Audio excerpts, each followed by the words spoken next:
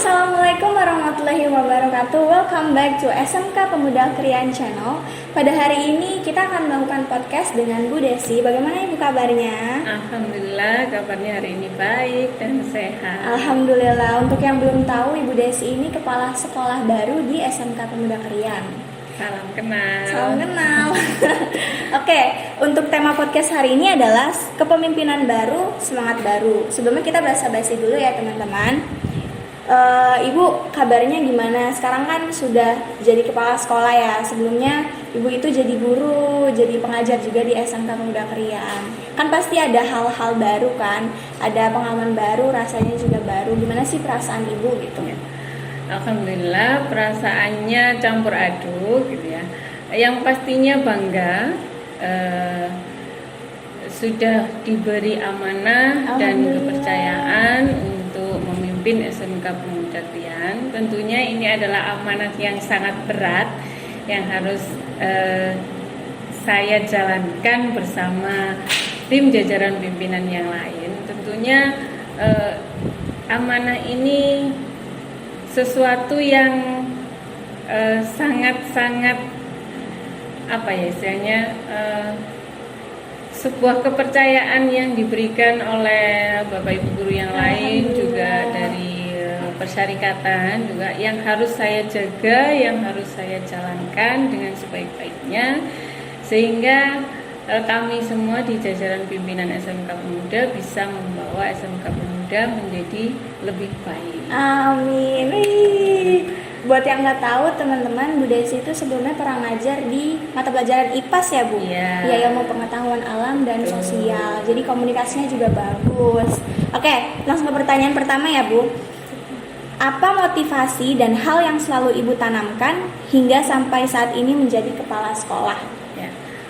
Motivasi yang saya tanamkan tentunya karena saya berangkat menjadi seorang pengajar, ya awalnya adalah guru biasa, tentunya adalah saya harus menjadi guru yang menjadi teladan bagi anak-anak didik saya. Saya harus bisa menjadi motivasi, inspirasi, dan kemudian juga saya harus menjalankan tugas saya semaksimal mungkin yang bisa saya kerjakan. Ketika saya menjalankan semuanya sesuai dengan target, kemudian apa istilahnya ya, pekerjaan itu kita jalankan dengan baik, dengan menghasilkan goal yang sesuai target kita di awal, itu menjadi motivasi saya sehingga bisa menjadi pimpinan seperti saat ini. Wih, alhamdulillah keren sekali teman-teman. Jadi mungkin ada pelajaran yang bisa diambil dari kisahnya Bu Desi ya. Dari awalnya hanya pengajar, terus bisa sampai jadi kepala sekolah SMK Pemuda Krian. Wih, selamat ya Ibu. Terima kasih. Iya. Ngomong-ngomong soal goals, saya mau tanya deh. Ada gak nih goals yang ingin dicapai oleh sekolah sendiri? Karena kan sekarang Ibu sebagai pimpinan gitu. Betul.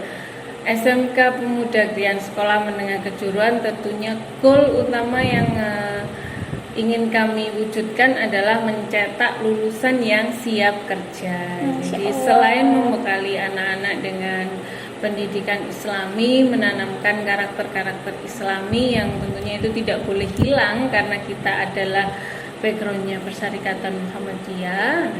Anak-anak yang sudah berkarakter Islami, berakhlakul karimah baik, tentunya harus menjadi lulusan yang siap bekerja. Nah, bekerja itu tidak harus menjadi karyawan, tapi juga bisa menjadi entrepreneur atau wirausaha. Nah, goal yang ingin saya capai adalah itu. Jadi mewujudkan anak-anak yang lulusannya yang siap kerja. Nih, Masya Allah. Jadi setelah lulus langsung kerja, dapat penghasilan yang bagus, bisa menghidupi keluarga. Oke, bagus loh teman-teman. Jadi kalau misalnya sekolah di sini, insya Allah masa depannya jelas ya. Oke. Pertanyaan selanjutnya agar lebih luas ya Bu. Kira-kira apa sih harapan Ibu kepada anak muda zaman sekarang, Gen Z teman-teman? Gen Z. Ya. Harapannya dengan sudah berkembangnya teknologi dan sekarang kalian disebut Gen Z ya, tentunya kalian harus melek sama teknologi, tidak menjadi anak yang ketinggalan zaman. Nah, dengan melek teknologi itu bisa semakin kreatif, berkembang dalam meningkatkan kompetensinya gitu. Mungkin memang istilahnya kalau hanya mengikuti standar dari sarana yang diberikan sekolah, mungkin dengan melek teknologi tadi anak-anak bisa memberikan ide-ide kreatif untuk pihak sekolah juga supaya bisa mewujudkan mereka menjadi generasi yang istilahnya ya sudah berteknologi seperti generasi Gen Z yang sekarang. Oke, berarti yang harus peduli itu nggak cuma guru atau pengurus sekolahnya aja, Iya. tapi khususnya anak muridnya juga Iya, ya. betul, karena biasanya memang anak-anak itu lebih cepat mendapatkan Iya. informasinya, Iya, lebih up to gitu, date, lebih up to teman-teman. date. Jadi nggak ada salahnya anak-anak itu memberikan misalnya semacam saran atau ide kepada bapak ibu gurunya.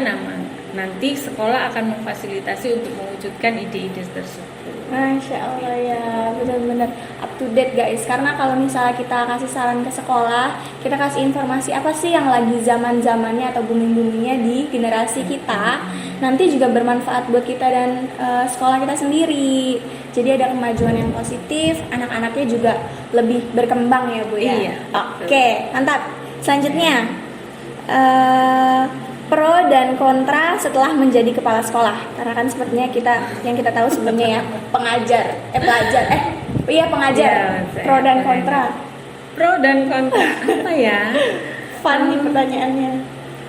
Pro dan kontra kepada saya atau bagaimana ini yang Iya, dimaksudkan? kayak siapa tahu ibu ada culture shock gitu, kayak wah ternyata urusannya ya. semakin banyak gitu. Tapi alhamdulillah jadinya bisa ngurus Ya, ini. pro dan gitu. kontra dalam diri saya gitu ya. Semuanya berjalan dengan lancar dan saya juga harus bisa memotivasi diri saya sendiri Iya, bahwa benar. pekerjaan seberat apapun itu harus kita laksanakan dengan ikhlas, harus kita laksanakan dengan semaksimal mungkin agar juga menghasilkan hasil yang maksimal. Dan tentunya satu lagi, saya tidak boleh egois karena saya punya tim, maka saya harus bekerja sama dengan tim, menghasilkan keputusan-keputusan yang disepakati bersama. Oke, betul. Jadi sebagai pimpinan tuh harus jadi motivasi ya Bu buat guru-guru yang lain, buat siswa-siswa yang lain gitu. Jadi contoh teman-teman, ikonnya sekolah nih. Keren loh Bu Desi. Guru favorit saya soalnya Bu Desi termasuk guru favorit saya. Iya. Oke, selanjutnya. Aduh, saya kebanyakan ngobrol deh. Kenapa sih anak-anak Semedaka harus memiliki rencana masa depan? Iya. Sebagai generasi muda saat ini, tentunya apa sih tujuan hidup kita ya? Tentunya kita harus memiliki rencana masa depan. Semua orang harus memiliki rencana masa depan. Seperti saya sendiri, saya juga harus punya rencana masa depan untuk SMK Pemuda. Saya harus punya rencana depan untuk karir saya ke depannya juga. Nah, maka anak-anak juga demikian, harus memiliki rencana masa depan untuk karir kalian. Jadi kembangkan bakat-bakat kalian, kembangkan keterampilan-keterampilan kalian sesuai dengan kompetensi kalian yang kalian jalani sekarang. Mungkin tidak harus itu, out of the box. Kalian mungkin sekarang jurusan DKV tapi kalian mendalami keahlian yang lain, itu akan jauh lebih bagus karena itu akan menjadi suatu rencana masa depan bagi kalian. Itu harus direncanakan dari sekarang. Iya, betul. Iya, betul. Jadi buat masa depan harus banyak explore guys, mumpung masih muda. Iya. Jadi kerjain aja apa yang kalian suka, Betul. apa yang tertarik. Jadi memang hidup itu harus ada tujuan ya. Betul. Jangan sampai kita itu hidup nggak tahu mau kemana. Benar, setuju. Apalagi SMK. SMK itu kalau Bu Desi bilang tujuannya ada 3, B, M, W. Hati-hati ya, BMB. B adalah bekerja. Bekerja. Bekerja ini berarti kalian bekerja menjadi karyawan. Nah, M-nya apa? M-nya apa? Apa nih? M-nya apa? Mahasiswa. Iya, betul. Jangan menikah ya. Jangan menikah dulu, masih muda. Undang-undang pernikahan juga usianya juga dibatasi kan, nggak boleh 17, 18 atau 19. Betul. M-nya adalah melanjutkan, betul tadi, menjadi mahasiswa, melanjutkan kuliah. Bisa dari SMK itu bisa melanjutkan. Kemudian W-nya adalah wirausaha. Jadi anak-anakku, tujuan kalian bersekolah di SMK itu ada 3 ini, ada B, M, W, bekerja, melanjutkan, atau berwirausaha. Nah, mau yang mana? Itu harus menjadi cita-cita kalian. Kalau memang fokusnya mau bekerja, berarti kalian harus membangun soft skill atau kemampuan diri menjadi seorang karyawan. Saya nanti kalau jadi karyawan harus seperti apa, bagaimana bekerja ikut orang, bagaimana saya mematuhi peraturan di tempat bekerja. Nah, itu dipelajari pada saat kalian magang atau prakerin atau PSG. Kemudian melanjutkan, tentunya ya harus mengikuti mata pelajaran yang kokurikuler atau kompetensi keahlian yang benar. Nilainya harus bagus, sekolahnya harus rajin, ya kan? Betul.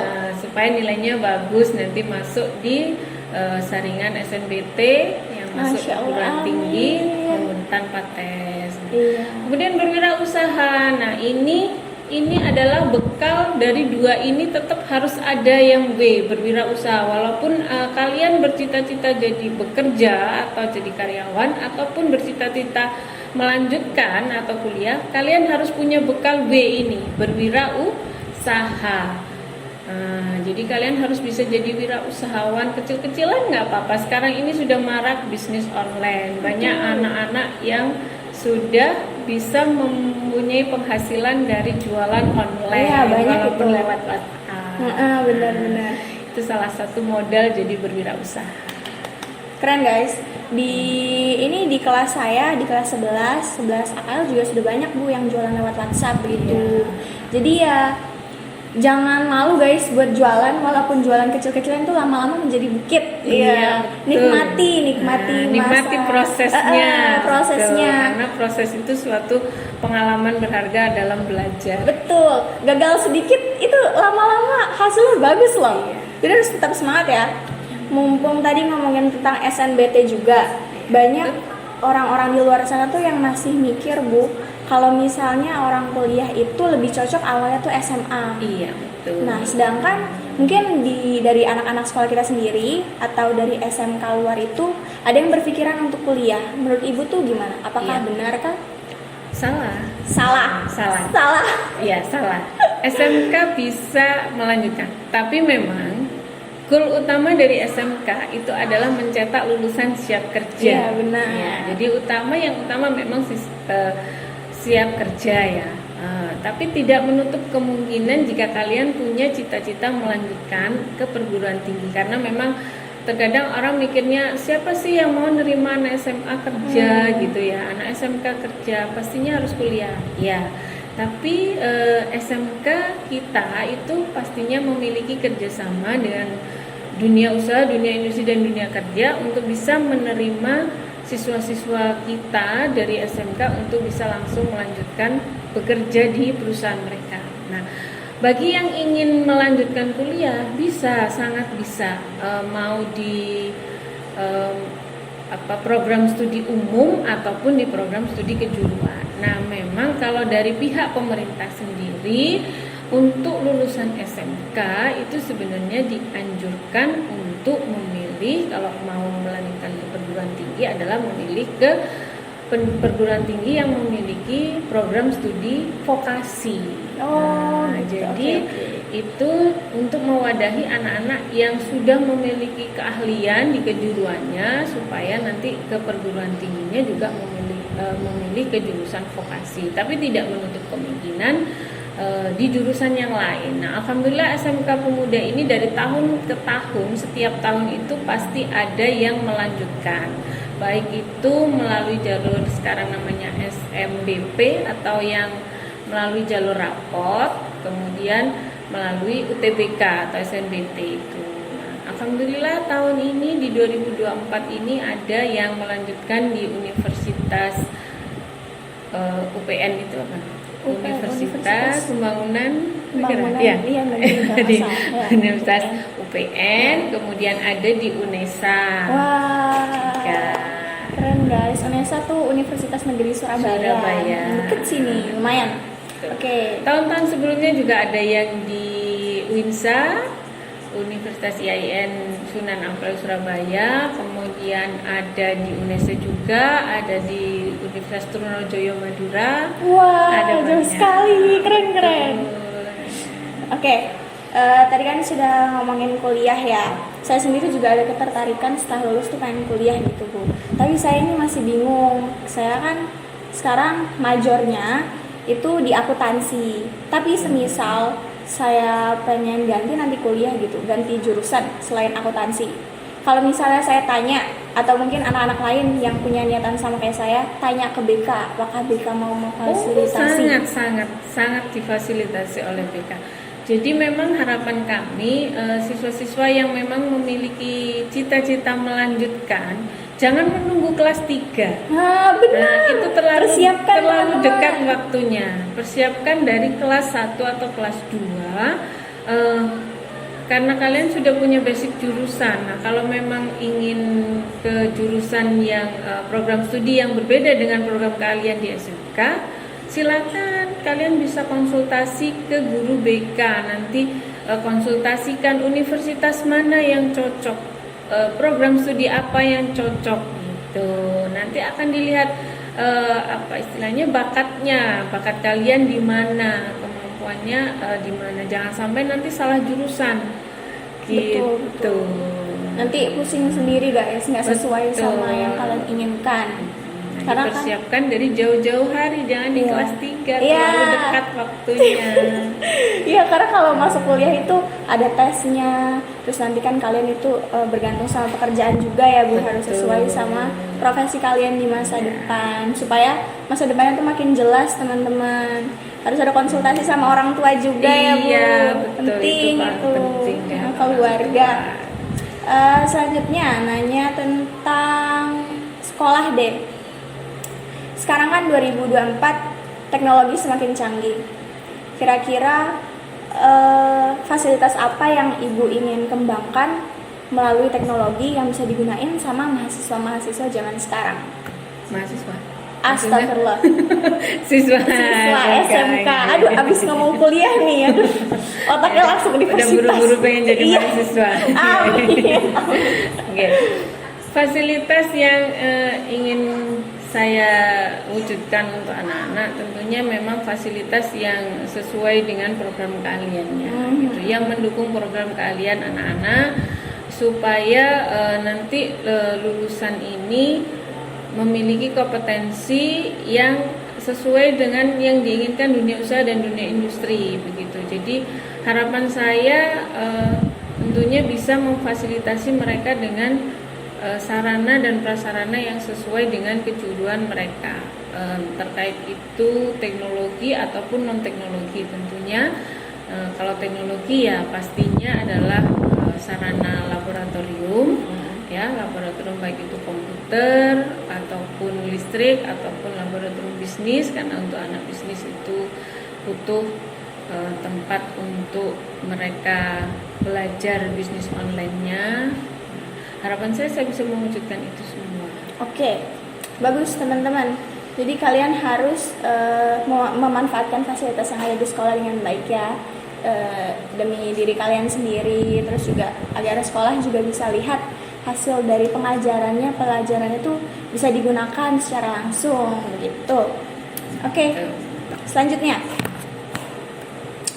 Semisal saya dari akuntansi, terus juga ada anak DKV lain, dan ada anak TITL dan BDP juga. Ada nggak sih sarana Ibu pekerjaan yang cocok dari 4 jurusan program itu. keahlian. Iya, betul. Akuntansi tentunya memang menjadi akuntan. Ya, menghitung uang, menghitung uang. Duit.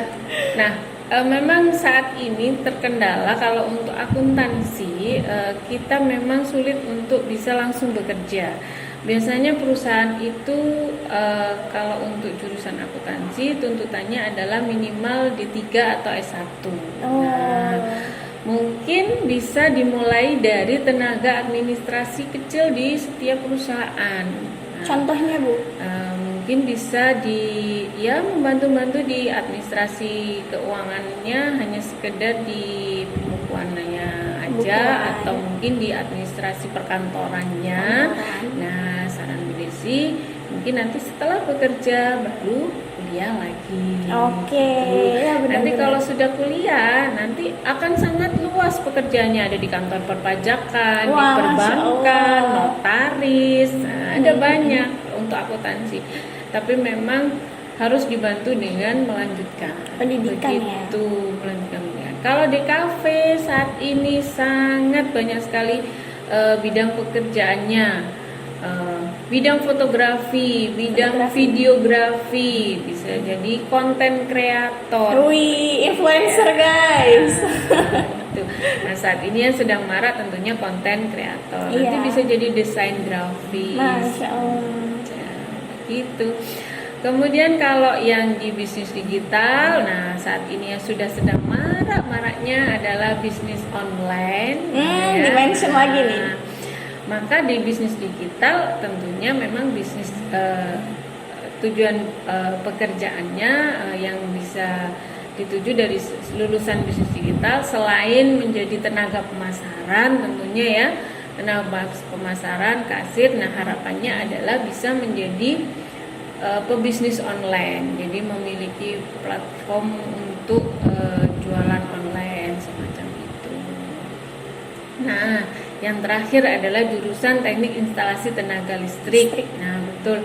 Nah, ini adalah jurusan yang sangat dibutuhkan oleh perusahaan, tentunya adalah instalasi listrik. Ya, berarti nanti bidang pekerjaan yang mereka tekuni adalah di tenaga instalasi listrik di setiap perusahaan atau perkantoran. Iya, gitu. Hard skill-nya harus bagus. Hard skill, praktek langsung teman-teman. Karena kalau TITL tuh kerjanya tuh secara langsung ya Bu. Iya, betul. Khusus emang harus benar-benar listrik guys. Dan itu juga perangkat yang cukup sulit. Iya, betul. Harus benar-benar detail. Oke, Bu. Selanjutnya kita tanya tentang mahasiswa kita sendiri. Mahasiswa kita ini kan siswa kita sendiri. Guys, maaf, aku emang suka aku balik siswa kita sendiri ya. Di sini kan ada organisasi IPM, Bu. Iya. Nah, ini juga program dari IPM. Menurut Ibu sendiri ada nggak sih sedikit aja saran atau masukan yang bisa dipakai anak-anak untuk melakukan program-program mereka dalam mempromosikan sekolah khususnya? Iya, betul sekali. Nah, untuk anak-anak di IPM, Ikatan Pelajar Muhammadiyah SMK Pemuda Krian, harapan saya dengan mengikuti IPM, anak-anak itu bisa belajar berorganisasi, mengenal organisasi, mengenal struktural gitu ya. Nah, dengan itu semua nanti harapan saya bisa membantu membesarkan sekolah, mempromosikan sekolah dengan berbagai kegiatan yang mereka jalankan begitu, dengan berbagai program-program kegiatan yang berkaitan dengan kegiatan kesiswaan. Nah, mari anak-anakku semua, kalian tetap semangat menjalankan aktivitas, belajar, beribadah, menjadi insan yang berakhlakul karimah, mempunyai kompetensi keahlian yang bagus. Nantinya tentunya keluar dari SMK Pemuda menjadi lulusan yang yang kompeten, siap bekerja ataupun melanjutkan. Semoga selama menjalani pendidikan di SMK Pemuda Krian, kalian bisa belajar dengan baik, Sekali lagi, tetap semangat, Semangat. SMK Pemuda, be the best. Wih, terima kasih Ibu, terima kasih juga teman-teman. Makasih ya Ibu Desi. Sama-sama. Ya, Mohon sudah. maaf kalau ada yang salah-salah. Gak apa-apa ya guys, manusia wajar. Oke, segini aja dulu konten podcast dari kita hari ini. Jangan lupa like, comment, dan subscribe. Selanjutnya mau kayak gimana? Wassalamualaikum warahmatullahi wabarakatuh. Waalaikumsalam.